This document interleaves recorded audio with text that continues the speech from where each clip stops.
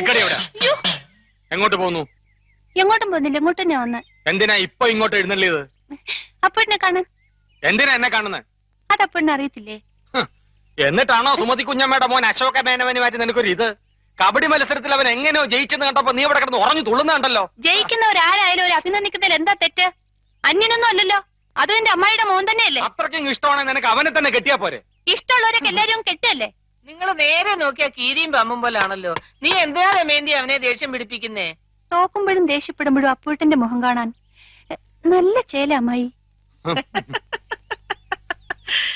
അശോകന്റെ തോറ്റ മോത്തിന്റെ ശൈലി നീ കണ്ടിട്ടുണ്ടോ? അതിന് അപ്പൂട്ടന്റെ ഒരു അവസരം തരുന്നില്ലല്ലോ. എന്നാ കാവിലെ പാട്ട് മത്സരത്തിന് നീ വാ, അവന്റെ തോറ്റ മോന്തയുടെ ക്ലോസപ്പ് കാണാം. ചുമ്മാ തങ്ങിയെന്ന് തോറ്റാ പോരെ, അതിന് ഈ വീരവാദം വേണോ? ഏ? ചുമ്മാ തങ്ങിയെന്ന് തോറ്റാ പോരേന്ന്.